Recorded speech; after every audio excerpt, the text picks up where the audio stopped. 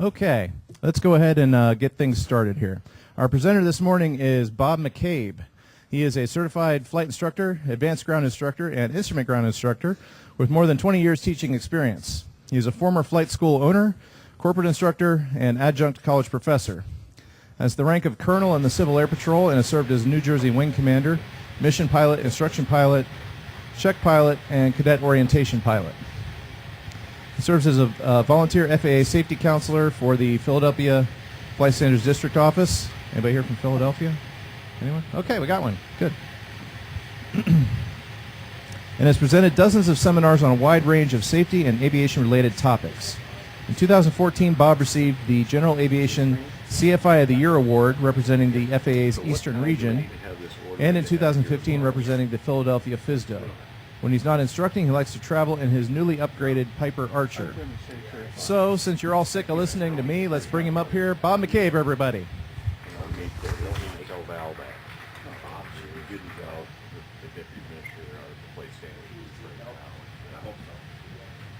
The FAST team, we'd like to present you with a certificate of appreciation for helping us out today, and thank you for everything that you do for us.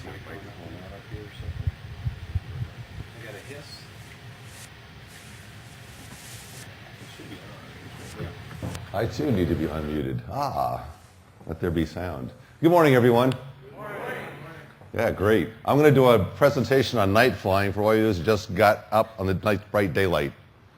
So, how many folks here fly at night? I assume most of you do because you're here interested in night flying. How many fly more than 10 hours of night flying a year?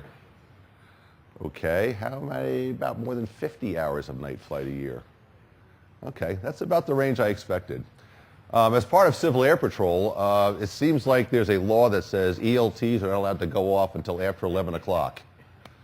So most of our mission calls are after 11 o'clock. We're out the wee hours in the morning, flying at low altitudes and night conditions with a crew of 3 people aboard a Cessna 172 or 182. So night flying is something of great interest to me and my crew. And what I'd like to do today is share with you some of the insights into night hazards and also night vision. So my goals are to help you understand the limitations and hazards of night flying and also give you some preventive measures that you can take with you that can help you fly more safely at night. The 2 main causes of night accidents, if you go and look through all the NTSB information, is VFR into IMC. How dumb is that? Okay, that's people who are not instrument rated flying into known IMC conditions. The second thing is controlled flight into terrain. It's harder to tell where you're going at night and seeing terrain, and there's some really classic stories about folks who have flown right into mountains in severe clear 50-mile plus visibility. In fact, 2 of my colleagues in Civil Air Patrol did that about 8 to 10 years ago. One, the pilot had 20,000 hours of experience and the co-pilot had closer to 30,000 hours of experience. They were both professional airline pilots. They were flying a Cessna 182 turbocharged with a G1000 system. Movie map display, terrain avoidance. The aircraft was equipped to help them find terrain, and yet they flew into the top of a mountain on their way to California from Nevada. So CFIT is the other major source of night accidents. So what I'll do today is I'll start out with talking about some of the FARs that regard night vision. There's a fair amount of confusion when I'm in the instructing role with understanding what night really means, when night starts. And then I'll go into the eye. The eye is a marvelous organ. It is the major sensor that we use for night vision. And I'll go into the factors that affect our night vision, visual illusions that play tricks on us when we're trying to see in the night, and then go into what we should do for night operations and finding some preventative measures. So let's start out with the FARs. Basic VFR weather minimums are covered in the paragraphs listed there. And the first is you must have 3 statute mile visibility in controlled airspace any place below 10,000 feet. So it's the same as ECHO airspace, 3-mile statute visibility. And if you want to fly special VFR, once it's nighttime, you have to have an instrument rating. That's recognition of the fact that you really are doing instrument flying. So special VFR is hard enough in the daytime. If you're going to do it at night, you really are on the gauges.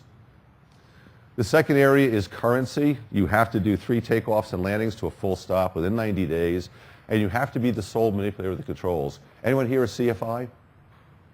Okay. Can you take credit for your students' night landings in your own currency? That's right. You cannot. You have to be the sole manipulator of the controls. With regards to lighting, there's a couple of FARs. You must have, if your aircraft was certified after 1971, August of 1971, you must have anti-collision and position lights on the aircraft, and they must be operating at night. If you are involved in commercial operations, you have to have an operational landing light. If it's just pleasure flying, that's not a requirement. And if you're so unlucky as to still have fuses in your aircraft, you must have one of each kind. So if you have a bank of 20 fuses, you must have one of each kind, or you must have 3 of each fuse rating. So if you have a 5 amp fuse and a 10 amp fuse, you must have 3 of each kind. So in case multiple fuses go, you can replace them. So night, when does night really start? Well, there's 3 definitions of night, and it's depending upon whether you're talking about required instruments and equipment or special VFR or logging night operations toward a rating or building currency. So let's look at that. The first one is the period from sunset to sunrise. This is the period that governs our aircraft position and anti-collision lights. They must be on from sunset to sunrise. And if you are flying special VFR, this is the period during which you must have an instrument rating and the aircraft must be instrument equipped. The second period starts at evening civil twilight. When the evening civil twilight ends all the way until the morning, when morning civil twilight begins, this is the night definition if you are going to be doing training toward a rating or a certificate. So private pilots, whatever, if you're doing night flying, you cannot log nighttime unless it is during the period of evening civil twilight to morning civil twilight. And a good estimate for this is just take sunset or sunrise and add 30 minutes to it, 30 to 35 minutes. If you look at the sunset tables from Maine all the way down to Florida, it ranges from about 25 minutes to about 36 minutes. So if you just take 35 minutes and add it to your nighttime, to your evening sunset time, that would cover any circumstance. That's an easy way to figure out when civil twilight is. And the third period is for currency, you cannot carry passengers more than 1 hour after sunset unless you have made 3 takeoffs and landings to a full stop within the previous 90 days. So those are your 3 night definitions. So let's take a look at the eye. The eye is actually an extension of the brain. The eye uses up about 30% of the cortex of the brain to process visual information. It's extremely processing intensive. So actually, the retina is more like brain tissue. The optical nerve is more like brain tissue than it is like nerve tissue. So let's talk about the physiology of the eye.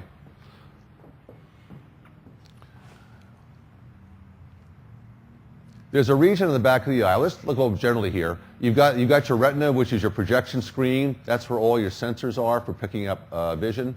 You've got a lens, which focuses a light on the projection screen. And in the center of the eye is an area called the macula. That's where you have the highest density of sensors. That's an area about 5.5 millimeters in diameter. It's not very large at all, about 1/4 inch. Free donuts? Do I hear free donuts? I haven't had breakfast yet, thank you. Okay, I like the ones with the sprinkles on them. Okay, so the area of about 1/4 inch diameter, 5.5 millimeters, is your macula. Within that is a region called the fovea, which is about 1.5 millimeters in diameter. That's where the vision really starts to get sharp. And within that is an area called the Fovea Centralis, which is 3/10 of a millimeter in diameter. That is when you look at something to recognize what it is. When you want to spot an airplane a mile away, that's the part of your eye that you're using, that little tiny spot in the middle. You've also got an optic nerve which goes through the back of the eye, right here. There are about 1 million nerve fibers going through that optic nerve.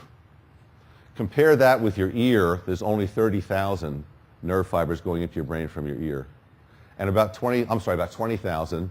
And for your touch sense, your whole body's touch, about 30,000 nerve fibers. So there's 1 million nerve fibers going through the back of your eye. Very, very intensive.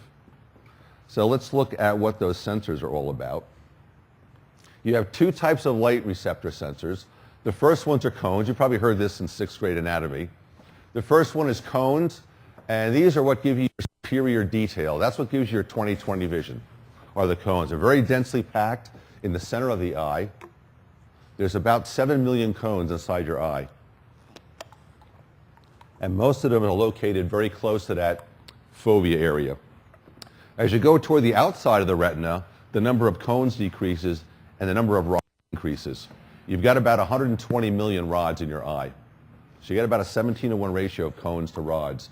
The cones are what give you the 20/20 vision. They sense color. They require high illumination levels, so they're pretty much useless to you at night.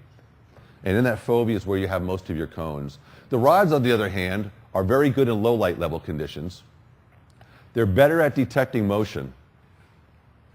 If you've ever seen an animal of prey like a cat or a bird and they're looking for prey, they will sit there and stare like this. And all of a sudden they go, they caught something in the corner of their eye. Over here, the vision is not very good. In fact, it's 2200 once you get out to about here. You're talking 2200 vision. It's 10 times worse, actually 100 times worse. But what they're doing is the eye out here, even though it can't resolve things very clearly, is very good at telling when a shadow falls between two adjacent receptors. So as that shadow moves across two adjacent cells, boom, the eye picks it up and detects it immediately. So out here, our peripheral vision is very good for motion. This is one of the things we try to convince young pilots to use their peripheral vision when they're landing. And they go, what? I'm looking at the runway. I say, yeah, you're going to land right where you're looking. You want to use peripheral vision to gauge your height and motion. Things are moving too fast in front of you. Out here, you can do a much better job of guessing height. Rods are color insensitive. They don't see color. It's black and white strictly. And out toward the periphery of your eye, you're mostly rods. With regards to brightness, the eye is amazing. It can cover a 1 billion to 1 range in luminous intensity. You can go from bright sunlight all the way down to dark night. That's pretty incredible. Here you see a range of lights. There's 3 types of vision here that we talk about. The first one is photopic vision. That's your cone vision during the daytime. The second kind is your scotopic vision, which is your rod vision at night. And in between, you have a transition period. That's called your mesopic vision, where the cones are still firing a little bit and the rods are also working together. That's around dusk. So if you start at the top, this is the upper limit of your visual tolerance up here, and you come 5 orders of magnitude down to a piece of white paper 1 foot from a candle. That's about the bottom of where the cones are cutting out. And then you get into your middle vision, which is your dusk. And here you're talking about things like snow and deep twilight, snow and full moon, all the way down to here. That's where the cones are definitely going offline. And then down here is your rod vision. Snow under starlight, you can detect with your rods. That's pretty dim. All the way down to your threshold for the adapted eye. The adapted eye is after you've been looking at total blackness for about 30 minutes. That's the limits of your vision. So 1 billion to 1. And it's quite interesting how the eye does this. Your pupil stops down to limit the amount of light that comes into your eye. The second way it does it is the way it generates vision is the light comes in, the photons come through the eye, and they create a chemical reaction in the back of your eye. There's a chemical called visual purple, rhodopsin. And when light strikes that, it creates an electrical impulse. And that's what stimulates your nerves. But what happens in bright light is it actually bleaches out the rhodopsin. It bleaches out the chemical, so now you're converting a lot fewer of the photons to electrical impulses. The problem is, when you go into a dark room, it takes 30 minutes for that chemical to reform itself. And that's why you have that adaptation period. The third thing that happens is the eye cells actually talk to each other. And when things are very bright, the cells are talking to each other saying, I've already got this. You don't need to look at this. I've got this. It's so bright, I can see it. You don't need to look. So what happens is the cells actually shut down adjacent nerve cells. So that's the way your eye handles 1 billion to 1 range of brightness. So let's look at some of the factors that affect our night vision. Well, I just mentioned night adaptation. It takes time for your eyes to adjust. When you come out of the daylight and walk into the movie theater, you're all bumping around throughout the first 3 or 4 minutes. That's night adaptation in action. You have 2 blind spots in your eye, which I'll go into. You lose your color vision at night. You lose visual acuity or sharpness. You lose your depth perception. It's harder to judge distances at night. It's hard to focus on blue lights at night, and I'll explain why that is. We tend to get nearsighted at night, called night myopia. The eye is the first one to recognize a lack of oxygen in the body. So when you get above 5,000 feet, the first thing you'll lose is night vision, long before you have any other symptoms of hypoxia. If you have a really deficient diet, you can have a chemical problem called night blindness. As we get older, that's one of the other things we lose, is our vision starts to get less accurate. And finally, chemical effects on the eye. Carbon monoxide, smoking, alcohol, drugs, these all affect the ability of the eye to operate. And finally, fatigue. Remember that the eye is tying up 30% of the cortex. It's a huge processor. And when you're tired, your processor doesn't work too good, so your vision suffers from it. So let's look at night adaptation. What we have here is a curve that shows the cones adapting to night, and you can see here's a time scale. So when you walk into that movie theater, here's your vision. After about 3 minutes, you've got about 10 times the vision that you had coming in. You have 10 times the sensitivity. After about 20 minutes, you've got about 6,000 times the sensitivity. And finally, once you get to about 30 minutes, you've got about 30,000 times the sensitivity that you had when you first came in. So first the cones start to adapt, and here you see the rods coming down the black line. About here, the cones basically have shut off. They can't see anything below that light level. And now you're going into rod adaptation, which takes a bit longer. So from about 10 minutes out, 7 minutes out to about 30 minutes, it's really your rods that are adapting at that point. So what you want to do if you're going to be doing some night flying is don't any bright lights prior to going into the inky darkness.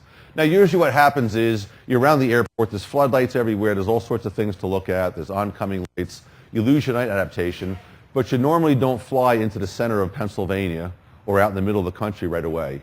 You go through a process of leaving a city, it gradually gets darker, so by the time you get there, your eyes are usually pretty well adapted.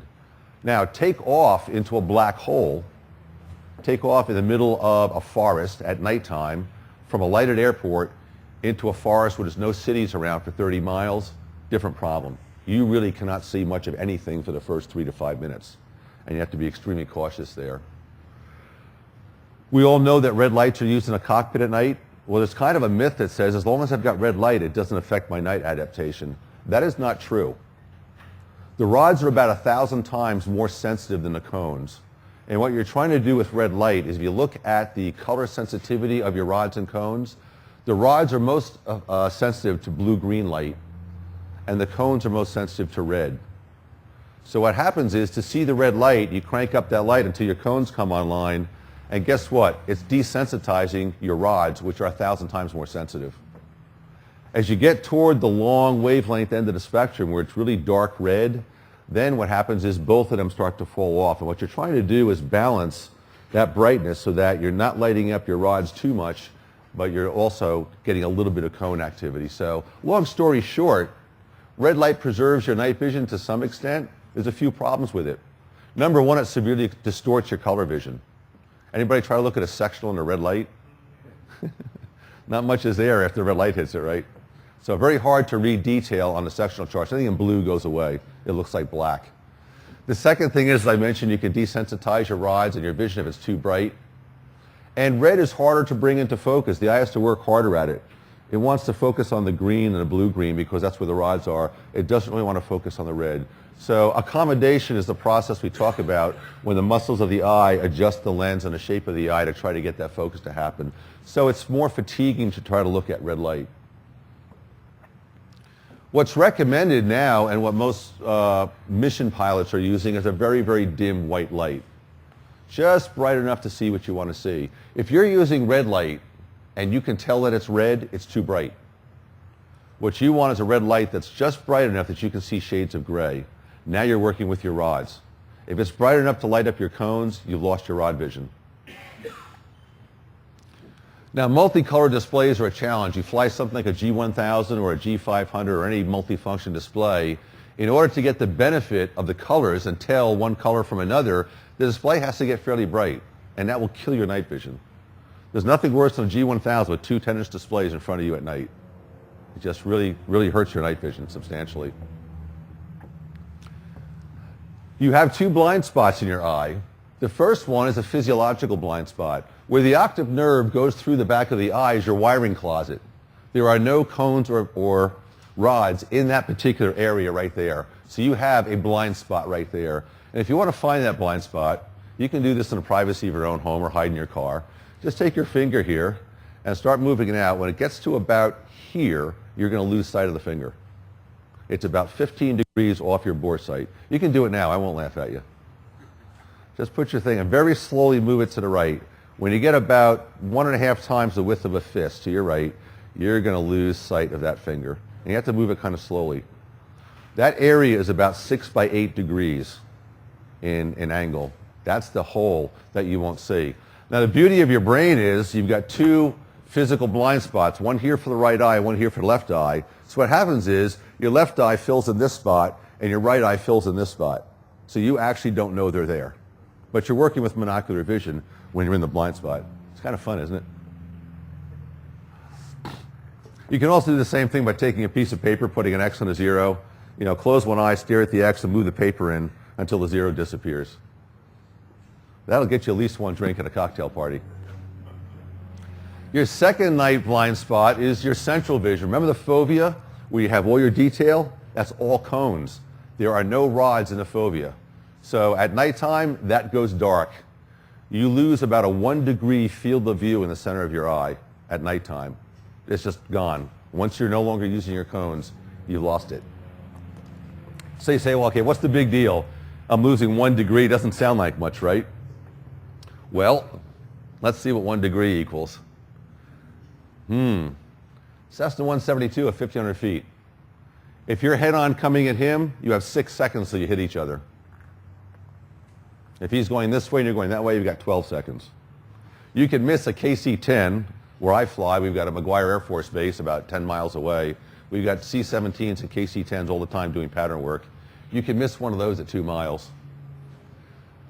You can miss an oil drum about the size of a person walking on a ramp at 150 feet. You wouldn't see them at all. So what we need to do is basically use an off-center scanning technique. You don't want to put anything right in the middle because that's where the dark spot is. You got to get it out here and not so far that it's in the blind spot.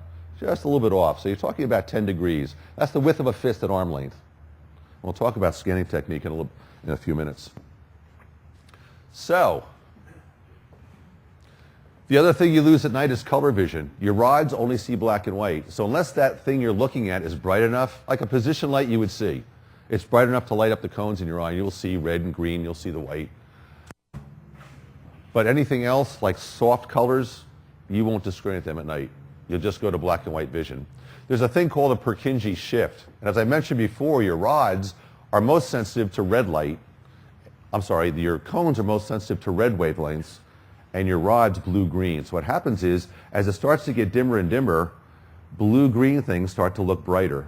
So if you're walking around your neighborhood and you look at a rose bush, when you get into deep dusk, the leaves will look brighter than the roses. The roses will start to look dark gray and eventually black, but you'll see the leaves. So what happens is you get a difference in brightness, relative brightness, and what that affects is your sense of near and far. We, by experience, understand that things that are brighter are nearer. So things that are in the blue-green spectrum will appear closer than things that are in the red spectrum. The other thing you lose at night is your visual acuity. You've got the central vision blindness we talked about. So what you do is you go to your rod vision. Well, your rods, your cones, each cone is connected to one nerve fiber. In the rods, 100 rods are connected to one nerve fiber. The beauty of that is it gathers 100 times as much light. The bad thing is you lose resolution. So rather than have a nice color radar picture, it starts to look like ADS-B. You start getting your tiles. Okay? That's what your vision looks like out here. Your tiles are 10 times as large as they are in the center. So you lose that visual acuity. And here's a little picture that kind of shows you what's going on.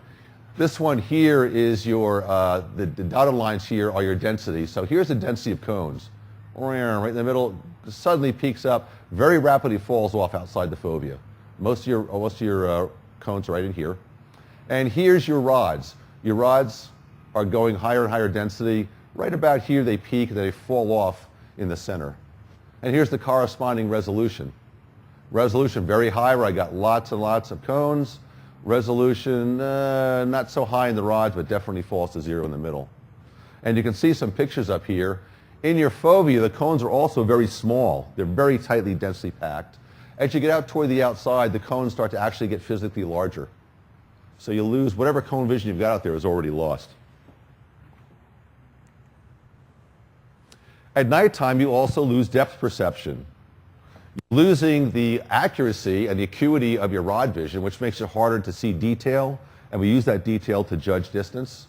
And also, your pupils start to open up. Anybody here a photographer? What do you do when you want to take a picture of a person and have the background fuzzy? What do you do with your lens opening? You make it larger. So what happens is that technique is to open up your lens so that the face is in focus, but everything behind is out of focus. If you want everything from the front seat to the back to be in focus, you use a very small lens opening. And here's why. Let's look at the small pupil during daylight. At position 1, I've got some dot that I'm looking at. It's an airplane. The light rays go through the eye, they bend, and they focus at that point. That's called your focal plane. That's focal plane number 1. Now let's look at a second object slightly in front of that, and you can see that it focuses at focal plane number 2. Well, what if I'm looking at focal plane 2 or focal plane 1, and I want to see if the object let's say I'm focusing on object number 1. Will number 2 be in focus? Not so much. What you get here is called a circle of confusion. The rays actually come here, they focus there, then they start to open up again and become a fuzzy ball as opposed to a nice sharp dot. Now these are fairly shallow angles, so the fuzzy dot's not too bad. Now let's look at what happens at night. Here's the lens opening here, much wider. Here's my rays coming through. See the angles? Still have focal plane number 1. There's focal plane number 2. Now look at the circle of confusion. So if I'm focusing on number 1, number 2 now looks like a big fuzzy ball. That's what your eyes do once the pupil opens up. So you lose depth perception. Much harder to tell how far away things are. Another problem is it's harder to focus on multiple colors at once. There's a factor called chromatic aberration, which is chrome meaning chroma, color, aberration meaning it's aberrant. What happens is different wavelengths bend different amounts when they go through the lens, and they focus at different points. So back here is where green focuses, red is focusing way back here, and your blue is focusing way in front of the eye. Now what will naturally happen is the eye will try to focus on the blue and the green, because if you look at the cones, you've got 2/3 of your cones are red, 1/3 are green, and only 2% are blue. So it's going to go after the red and the green, it's going to try to average it out and find a focal point between the two. What happens is it focuses on the red and the green, and the blue is completely out of focus. Anybody try to get a good focus on a taxi light at night? It's the worst color they could have picked. It looks like fuzzballs. Horrible color. And I wish they put them 10 feet apart, not 100 feet apart. It's really hard to connect the dots. So you've got no blue cones in the center of your eye. There's very few outside of that. Night myopia is the next factor. What happens here is you become short-sighted. What happens is your eye, if there's nothing to focus on, the muscles just relax. Same thing happens if you're IFR or you're flying in an overcast haze or a cloud deck under you or in a hazy environment. If you don't get things to focus on, the eye just naturally finds a resting point about 3 to 10 feet in front of you, somewhere between your panel and your nose cone. Also at night, the eye pupil opens up, and that reduces your depth of focus. What you want to do then is periodically change your focus. If there's nothing to look at your wingtip, look at your panel, look at your nose. Try to get yourself outside the airplane at least halfway, get 20 feet out, and at that point your depth of field is enough. You're likely to spot something a quarter mile away. Most of the time you're looking at brighter lights at night, so if you're looking for position lights, it won't affect you too much. They're bright enough to light up your cones. But if you're looking at something like a shadow or a silhouette of an airplane against a lit sky, very tough to pick up at night. Hypoxia is the next factor that affects your night vision. The retina of the eye is the most sensitive organ in the body to lack of oxygen. Remember, it's an extension of your brain. So one of the first symptoms of hypoxia is you start to lose your night vision. This starts at about 5,000 feet and above. The older you get, the lower it happens. If you're getting around my age, it might be happening at 3,000. And I'm 29, so. So about 3,000 to 5,000 feet, 5,000 feet. That's density altitude, not pressure altitude. Smokers, unfortunately, breathe in carbon monoxide, which reduces the amount of available oxygen in the blood. So that's equivalent to a 5,000 to 8,000 foot increase in density altitude. So when they're flying at 8,000 feet, that's the same as you are flying at 15,000. And that's where the FARs tell you should have oxygen on all the time. Night blindness is pretty rare, but if you have a diet that's deficient in vitamin A, you can't manufacture visual purple or rhodopsin. So your eye loses sensitivity. Pretty rare, but it happens to folks today still. Okay, here's the other bad news for those of us who are over the age of 29. Your pupil size gets smaller. It doesn't relax as far. It gets a little bit more rigid. Your range of focus decreases because the lens that you're trying to change the shape of is less flexible. Your acuity is reduced because your major processor, the CPU in the back, is getting kind of a little bit slower. Your color discrimination becomes more difficult. The cones are not quite as sensitive. It takes longer to process visual information. Remember, your brain is processing it. As the processor slows down, it takes longer for you to look at something, read it, and interpret it. Harder to see detail. You become more sensitive to glare. If you're looking at glare coming off of water or other objects, it affects your eye more. And finally, it takes longer to read under dim light conditions. That's why we like a nice bright bulb when we're reading. It's much more difficult and straining to try to read under dim light. Alcohol, drugs, and carbon monoxide affect our vision. We all know 8 hours, bottle to throttle. Well, guess what? That's for a couple of beers. If you had a good bender the night before, 8 hours is not going to do it. The pH of your body hasn't even recovered. You're still dehydrated. And then you've got the chemical effects of the alcohol in your system. So 8 hours is bare minimum. Drugs, there's a whole list of prohibited drugs. You can look it up on the web. Anything which affects your ability to sense yourself in space. Antihistamines are a big one. Any kind of things that make you drowsy. Benadryl, off the list. So the idea that you should think about is test and know before you go. If you're going to take anything, even over-the-counter medicines, take it for 3 days before you fly. Everybody's reaction to drugs is different. My sister is hypersensitive to aspirin. A baby aspirin will kill a headache and nothing flat for her. I could probably eat a bottle of aspirin and it probably wouldn't do anything for me. So even common drugs that we're used to can be a hazard.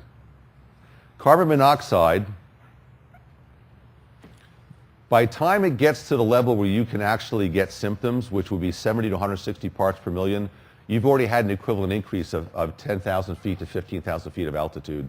What's happening is the carbon monoxide is binding up the spots in your hemoglobin that carry the oxygen to your blood system. It's like a little train. All the cars are filled with carbon monoxide molecules instead of oxygen molecules. Carbon monoxide is 240 times stickier than oxygen molecules when it comes to binding to hemoglobin.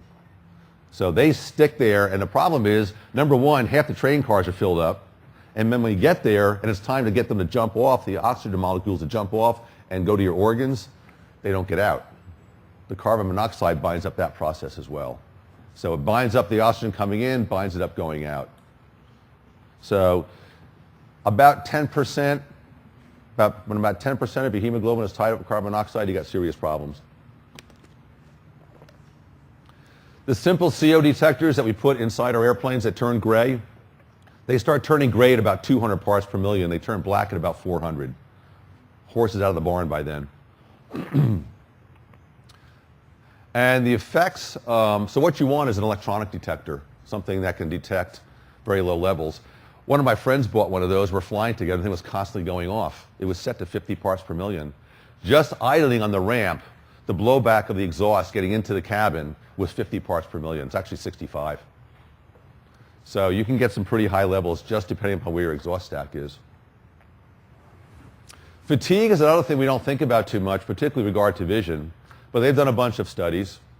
What they found is that when you are fatigued, your cognitive abilities, your brain processing ability falls off as much as 40%.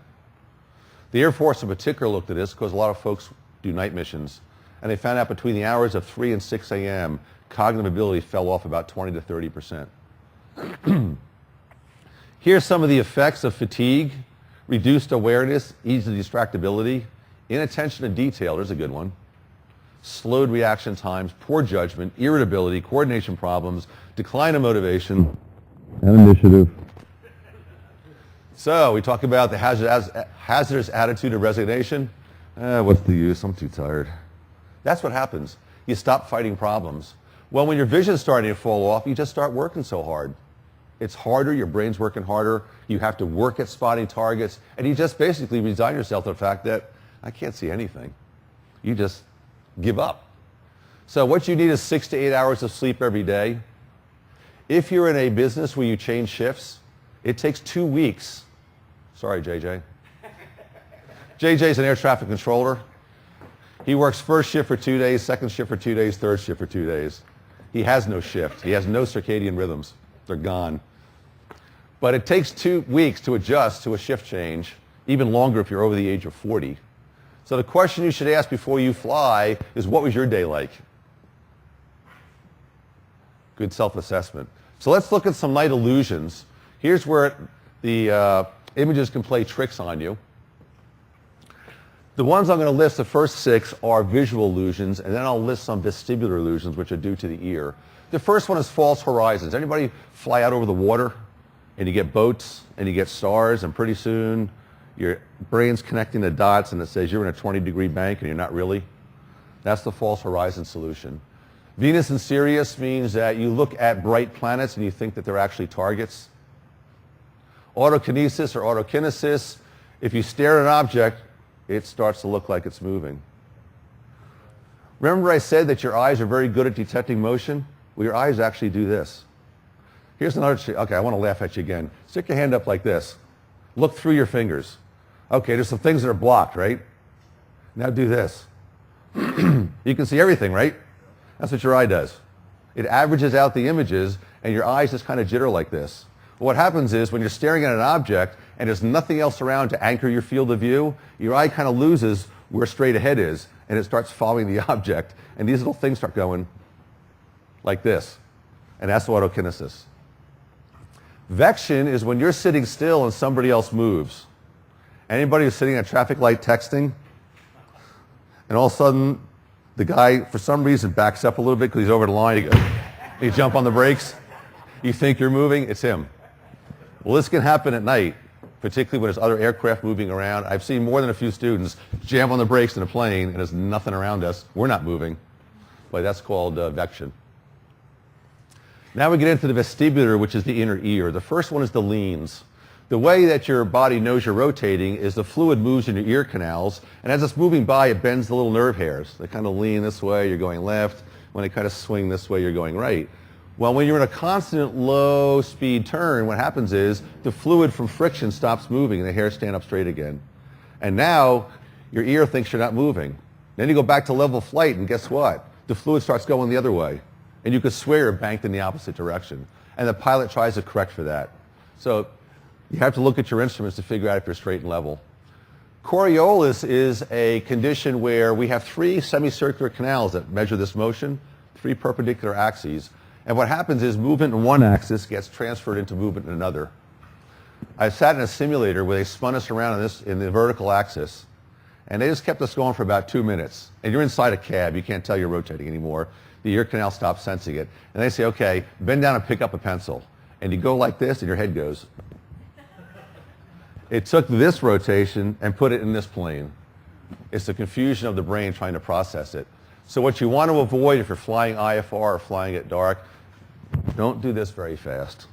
Nice slow motions. Do your scan slowly to either side. You don't want sudden head movements. The graveyard spiral and spin are caused by that same thing. We lose the ability to tell that we're moving.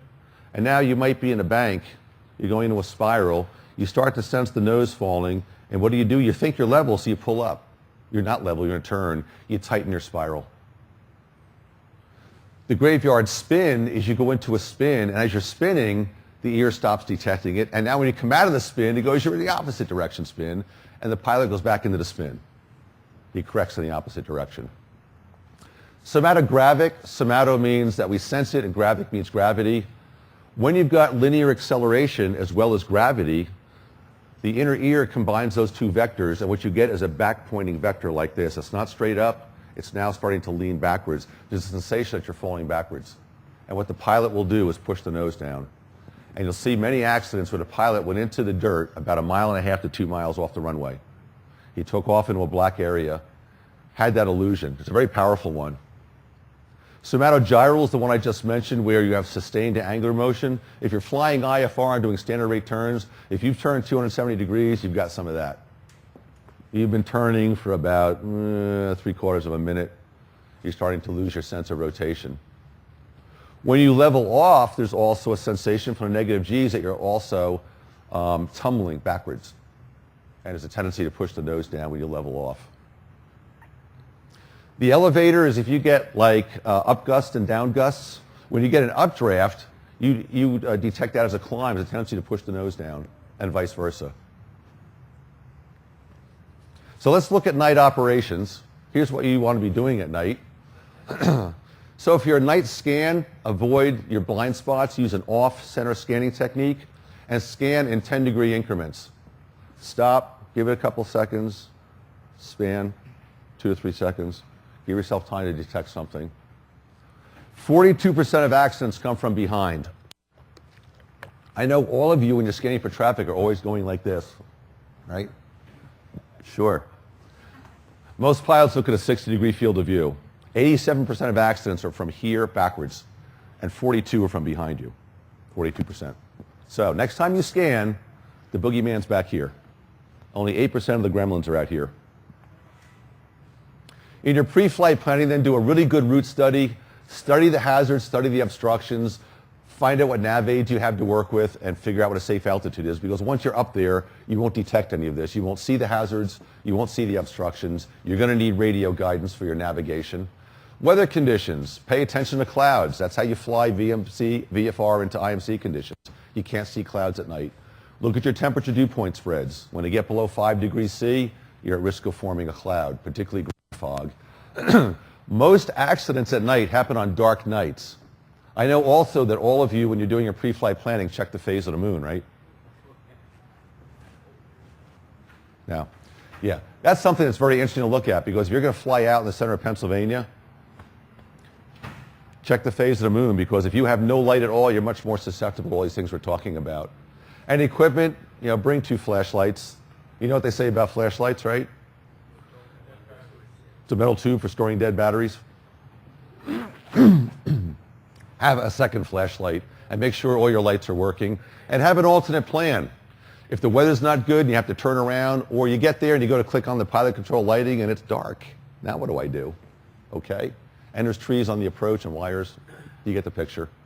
And keep up your basic instrument proficiency. Even if you're not instrument rated, stay current. Get under the hood and do some instrument time. This is a good checklist that was put together by Adrian Eichhorn. He is a commercial pilot. He was a former FAA pilot. He came up with NOTAMs. I'm sorry, NIGHT, the word NIGHT. Know your NOTAMs. Who here gets NOTAMs before flight? Okay. How many go to the NTAP to check for the ones that are more than 30 days old? Okay. Very good.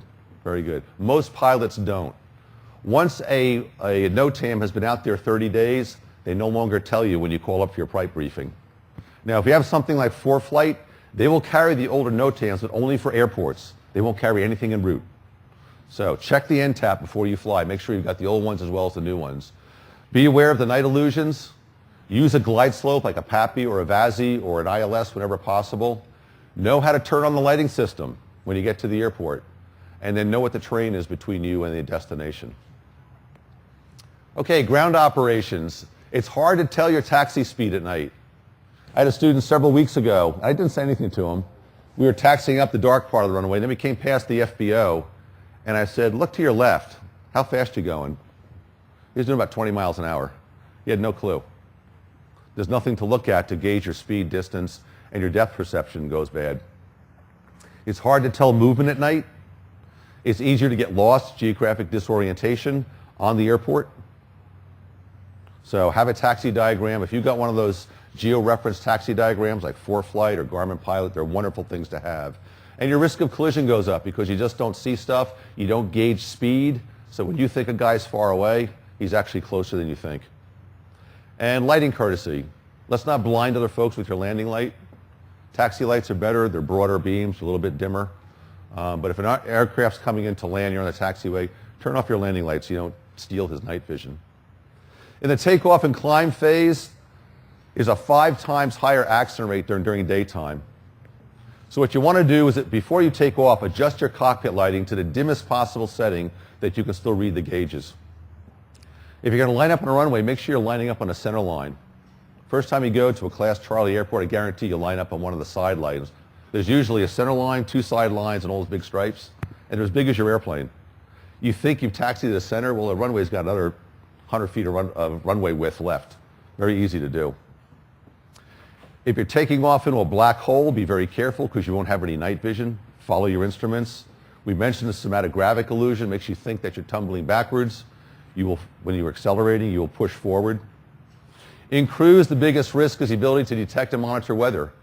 30% of night accidents are flying into clouds, flying into IMC because you can't see it. Harder to see terrain. I mentioned in my opening remarks about those 2 pilots that flew into a mountain. You don't see the mountain. University of Illinois did a study with 20 pilots, 20 guinea pigs. They put them on a simulator, and they put them into instrument conditions. The average time, they all went into a death spiral, they all went into a graveyard spiral. The average time was 178 seconds before they augured in. So if you're not instrument trained, and when you go for your instrument rating, they spend the first 15 hours just getting you to develop a good scan. So that's how much practice it takes. In your approach and landing, of course, it's difficult to detect runways. Take advantage of any lights that are there. Overfly the airport if you have to recognize it first. Runway slope, you know the illusions for upsloping and downsloping runways. If the runway's sloping up, you'll come out at a higher angle, you'll think you're higher, and you'll fly lower. Opposite's true. If the runway's going down, you'll look for the same angle, you'll fly higher. Runway dimensions. Skinny runways look like they're farther away.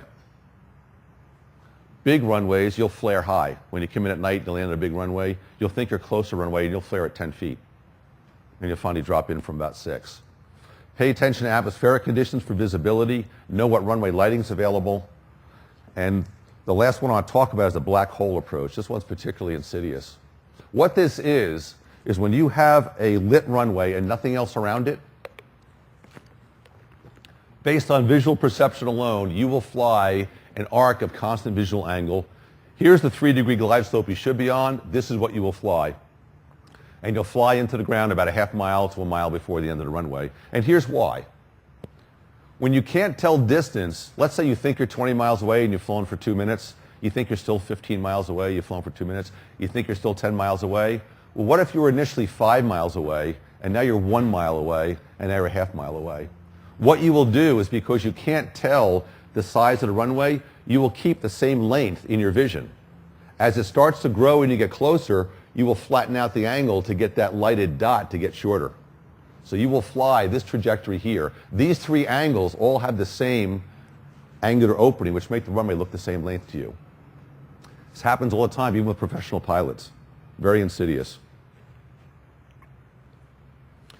So be alert for the black hole illusion. If you have these conditions, you've got an airport that's on a near side of a brightly lit city, or you've got no terrain features around it to help you get a sense of what size is. If you're flying into a place like this that's on the coast or a lake shore, same thing. If you're at an airport that's in a black hole or a dark hole, same thing. So let's look at some preventative measures. For night flying, thoroughly pre-plan your flight. If I could say one thing 127 times, I'd say please do a really thorough pre-flight plan. Even daytime. Most pilots are children of the magenta now. They go out, they plug source, destination, one intermediate, one each spot, they go, I got the magenta line, man. I faithfully follow it. Recognize the illusions I've talked about, know what they are and what circumstances they occur for you. I am very susceptible to the leans. That's my biggest one. The other ones don't get me as bad, but the leans always get me for some reason. So I have to really pay attention to that and just get on my gauges and follow it. Just depends on what you're sensitive to. Look at your chart supplement, find out what's around the airports, find out what airports are conducive to visual illusions and what's around them. Do you have a dark airport with lights around it, a city right behind it? Use whatever aids you have for visual approach. If you're on a 3-degree glide slope and you're 5 miles from the airport, what should be your altitude? 1,000? Anybody else? 1,500. 1,500. 300 feet per mile. 300 feet per nautical mile is a 3-degree glide slope. So in the absence of any other information, cross-check your information. Even if you have terrain avoidance stuff, you should be looking at your altimeter. As you're coming in, you got your GPS. When you're 5 miles out, you should be 1,500 feet away. Avoid long straight-in approaches into runways because of the black hole illusion. Overfly the airport if you have to. If you're getting lost at night, obviously use radio navigation, GPS. Most folks have GPS today, not as big an issue. And geez, pay attention to the alert devices. I can't tell you how many times I've got a message going like this on a GTN 750 or a Garmin 430, the pilot's flying along. Hey, just something. Change fuel tank. Oh, okay. It might be something else. It might be GPS position lost. That one shows up in yellow also. So if you have terrain avoidance systems, you've got terrain pictures, colors on your display, pay attention to them. They're very helpful. And double check your own expectations and perceptions. Understand how you deal with night and how it affects you. And make sure you get adequate sleep and nutrition. Very important. And maintain your instrument proficiency. Night flying, once you're away from a lot of lights, is really instrument flying. You have to get on the gauges. You have to follow your eyes. Your eyes are primary sense. Ignore the ears. Ignore the kinesthetic senses of your posterior, what you're feeling going back and forth in the airplane. So in summary, night VFR can be a very enjoyable experience. It's usually quiet, it's calm, it's pretty, especially when the snow is on the ground. But there's additional risk. And that risk, by the way, if you fly a lot of night, is the same today as it was for your first night flight. The risk has not changed. What hopefully has changed is your ability to deal with it and your ability to understand the hazards and avoid them. There's a lack of visual cues and you've got vulnerability to illusions. Thoroughly pre-flight plan, be aware of the hazards to help minimize the risk. And the two main hazards to be concerned with are deteriorating weather and the black hole illusion. And your best defense is instrument proficiency. And that concludes my remarks. Any questions?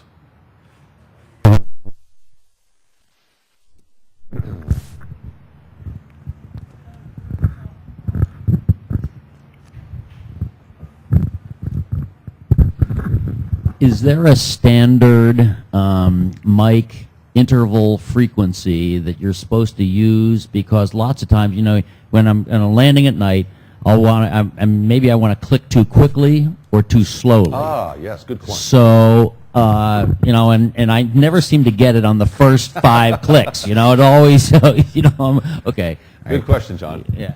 Okay, when you are trying to send out radio energy and it's picked up by an antenna, the sensitivity is turned down because they don't want those airports picking up other ones that are kind of desensitized.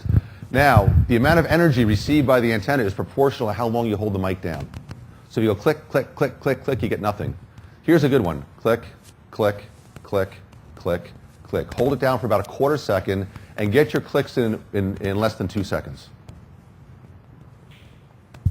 I got a question back here. Yes, sir. I have a demonstrated waiver for my first class medical for color blindness, specifically red-green color blindness. Can you tell me what that might do at night to me? Your biggest problem would be recognition of position lights. That's primarily where you're going to use red and green. I don't know how it affects, I don't know how the relative brightness sense would be between the rods, the green cones and red cones. I don't understand the physiology of the red-green color blindness. But I'm assuming that you've got rods that just aren't distinguishing color, but they're still there. So I would think your biggest problem would be just detecting direction for red-green. Okay, got another one right over here. Okay. When you're flying out of Berg Lakefront at night, the controllers turn you directly north over Lake Erie. You're turning and you're going into a black hole immediately. Yep. Is there any reason why the FAA would want to do that to you? I mean, they know. Would want to what? I'm sorry. Why doesn't the FAA change that kind of departure? Well, the FAA is not there to They try to give us as much freedom as possible. So for example, 3-mile visibility. Everybody here fly VFR and 3-mile visibility? If you are, stop it. It's not a good idea. It's terrible. So they're basically there to put minimum standards. It's really up to the pilot. So we have a lot of responsibility to make sure that we fly safely. So there's a case where they're expecting you to recognize that that is a dangerous scenario and a hazard, and to be instrument proficient before you would take off in something like that. What I do with my students when I'm doing night training, I take them to New Jersey coast, I fly them offshore about a 1/4 mile. And once the lights recede, oh, we're doing this. They get to sense real IFR and real spatial disorientation for the first time. The other thing I have them do is when they're working under the hood, I have them close their eyes and try to fly the plane as level as they know. And then when they're in about a 30 to 40 degree bank and the nose is down about 10 degrees, I say, okay, open your eyes and recover. That's how it happens in real life. You're paying attention to this, not this. Okay, we got one more right here. Okay. The oxygen is reduced above 5,000 feet, which affects the vision. I live at 6,000 feet. How does that affect my vision? Thank you for giving me a chance to clarify that. It's 5,000 feet above whatever altitude you're acclimated to. Yeah, thanks for pointing that out. Yeah, there's a change of 5,000 feet. Question over here. Do you have any specific recommendations for the use or non-use of strobes, either on the ground or after we've taken off, in terms of not just how they affect our vision, but how they also affect those around us? Absolutely. That's one of my pet peeves. Strobes should not be turned on until you are on the active runway. The one exception is if the strobes are your anti-collision lights, like on a Diamond aircraft, there's no tail cone light. It's strictly wingtip strobes. I would put them on the taxiway with caution. If there's other pilots in the area, I would turn them off. I would turn on my landing light. I might blink them for a few times if I'm getting close to somebody to tell them I'm there, but I'd minimize the use off the runway. I turn mine on when I go onto the active runway. I turn them off as soon as I leave the active runway. If you're in any kind of reduced visibility, turn your strobes off, because what will happen is they'll start to reflect off of the fog, and now what you get is possible vertigo. When the flashing rate gets to be about 3 times a second, it can trigger seizures in the brain for people who are proposed to it. Same reason you don't want to do a run-up facing into the sun at low RPMs. When the prop blade's going through the sun, when that pulse rate hits about 3 per second, it can cause seizures. So those are my recommendations. Thank you very much for being here. I hope that helps you fly safer at night.